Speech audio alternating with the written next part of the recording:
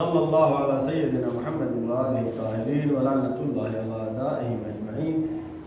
سورہ آل عمران پارہ نمبر 4 آیت نمبر 124 کل ہم نے پڑھی تھی۔ اس میں خداوند عالم نے یہ فرمایا استقول للمؤمنین ان یمدکم ربکم بثلاثۃ آلاف من الملائکہ۔ یہ خداوند عالم یہ بحث چل رہی ہے جنگ بدر کے بارے میں، جنگ احد کے بارے میں۔ جنگ بدر میں اللہ نے مدد کے لیے فرشتے بھیجے، کتنے؟ 3000 فرشتے۔ اب جنگ احد میں کیا ہوا؟ جنگ احد میں کہ جیسا کہ کل میں ہم نے تھوڑا سا بیان کیا تھا کہ پیغمبر نے کچھ لوگ 50 لوگوں کو فکس کیا تھا، معین کیا تھا، یہاں سے ہٹنا نہیں، ہار ہو چاہے جیت ہو۔ لیکن رسول اللہ کی بات نہیں مانے، جب دشمن بھاگ گئے میدان چھوڑ کر کے، تو مال غنیمت جمع کرنے کے لیے یہ جو لوگ تھے 50، اس میں سے 7 یا 8 لوگ بچے، بقیہ سب چلے گئے مال غنیمت لوگوں نے۔ اور ادھر سے خالد بن ولید نے پیچھے سے آ کے حملہ کیا، ظاہر 300 فوج سپاہیوں کے ساتھ، اور حملہ کر کے دشمن نے ایسا حملہ کیا کہ لشکر اسلام کی جو جیت تھی وہ ناکامی میں بدل گئی، لشکر بھاگنے لگا اور مولا کائنات نے یہ قربانی دی۔ اب اس کے بعد کیا ہوا؟ اسی جنگ میں یعنی جنگ احد میں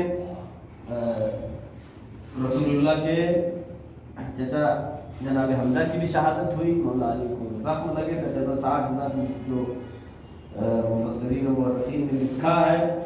اور پھر اب جب یہ لشکر، اس میں ایک آواز اٹھی کہ قد قتل محمد قتل کر دیے گئے۔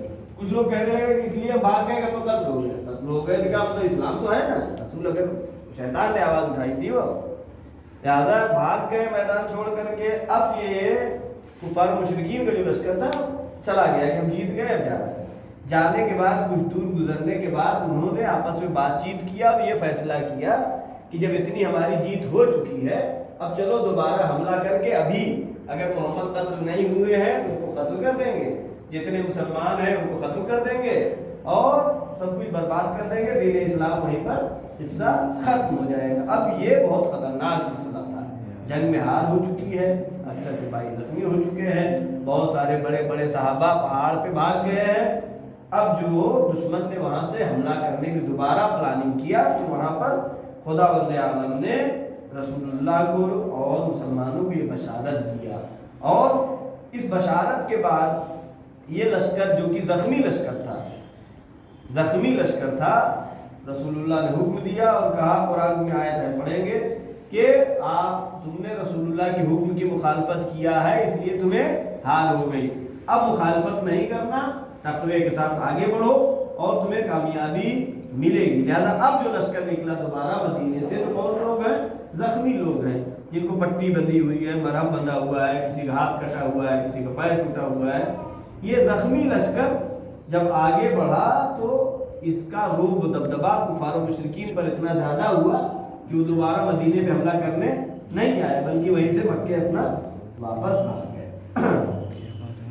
آیت نمبر 125 بَلَا إِن تَصْبِرُوا وَتَتَّقُوا وَيَأْتُوكُم مِّن فَوْرِهِمْ هَٰذَا يُمْدِدْكُمْ رَبُّكُمْ بِخَمْسَةِ آلَافٍ مِّنَ الْمَلَائِكَةِ مُسَوِّمِينَ۔ اللہ نے کہا ان تصبروا وتتقوا، صبر کرو تقوی کے ساتھ، اگر تم آگے بڑھتے ہو، وَيَأْتُوكُم مِّن فَوْرِهِمْ، اللہ کی فوراً مدد تمہارے لیے آئے گی، هَٰذَا يُمْدِدْكُمْ رَبُّكُمْ۔ اب اللہ نے اس کے پہلے جنگ بدر میں مدد کیا تھا، کتنا فوج بھیجی تھی؟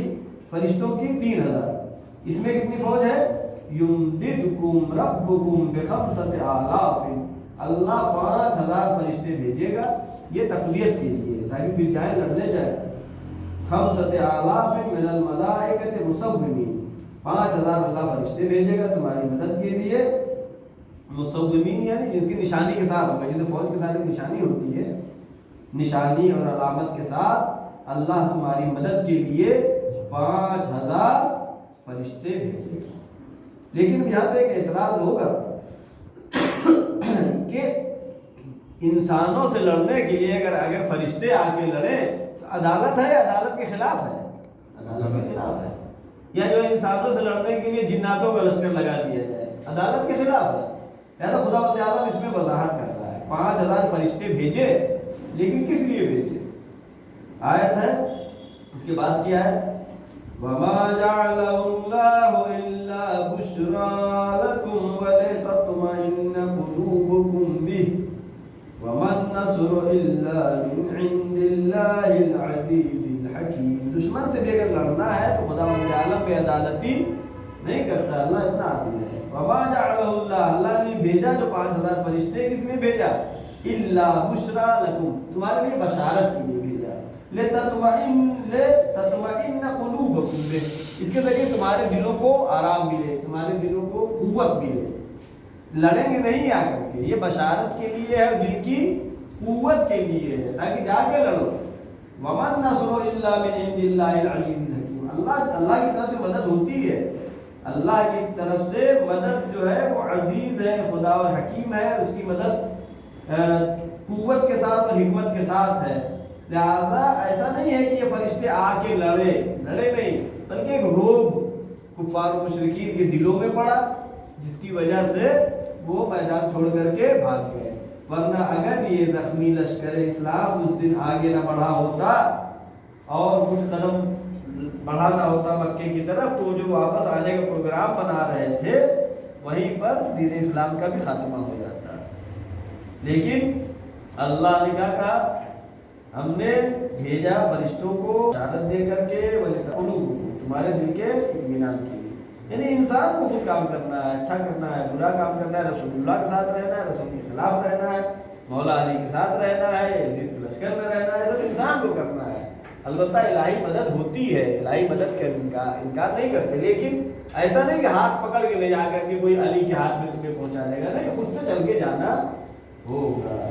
لہٰذا ادھر بھی جاؤ چاہے ادھر بھی جاؤ، انسان میں خود اختیار ہے، محنت کرنی پڑے گی. ہاں یہ ہے کہ ایک قدم آگے بڑھاؤ گے تو مدد ملے گی، نہ کہ بالکل نہ بڑھاؤ. آیت نمبر 100 کتنا ہو گیا؟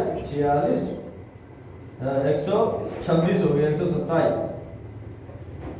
لِيَقْطَعَ طَرْفًا مِّنَ الَّذِينَ كَفَرُوا أَوْ يَكْبِتَهُمْ فَيَنقَلِبُوا خَائِبِينَ. لِيَقْطَعَ طَرْفًا مِّنَ الَّذِينَ كَفَرُوا، جنہوں نے کفر اختیار کیا ہے، اللہ جو ہے اس کے ذریعے سے لِيَقْطَعَ طَرْفًا، ان کے حصے کو ختم کر دے گا. وَيَكْبِتَهُمْ فَيَنقَلِبُوا خَائِبِينَ، اور ان کو نکبت اور ذلت میں ڈال دے گا، اور وہ اس حالت میں پلٹ جائیں گے کہ مکے واپس چلے جائیں گے. لہذا خداوند عالم نے یہ یہاں پر مسلمانوں کو اور جنگ احد میں جو ہار ہو گئی تھی، اور اس کے بعد البتہ ایسی حال نہیں، ایک لحاظ سے تو مسلمانوں کی جیت تھی، اس لیے وہ آئے تھے کہ اسلام کو ختم کر دیں گے، رسول اللہ کو قتل کر دیں گے، لیکن اس میں وہ ناکام رہے. لہذا ایک جیت تھی، جیتنے کے بعد پھر ایک ہار ہو گئی، پھر دوبارہ جب لشکر بڑھا تو پھر دوبارہ جیت کی شکل میں واپس آیا. اور جس کے بعد مولا کائنات حضرت علی بن ابی طالب علیہ السلام کی وہ فداکاری ہے کہ جس دین اسلام بچا. جب رسول اللہ نے پوچھا یا علی آپ کیوں نہیں بھاگ گئے، سب تو بھاگ گئے ہم کو چھوڑ کے، آپ کیوں نہیں چلے گئے؟ مولا علی نے ایک لفظ کہا، کیا کہا؟ کہ کیا میں ایمان لانے کے بعد پھر کافر ہو جاتا؟ اس کا مطلب کیا ہے؟ اس کا مطلب کہنے کی ضرورت نہیں ہے. صدق اللہ العلی العظیم. اللہم صلی علی محمد سبحانک کی تلاوت فرما کے اس کا ثواب اور چند آیات جو ہم نے پڑھی ہے تمام مرحومین مومنین مومنات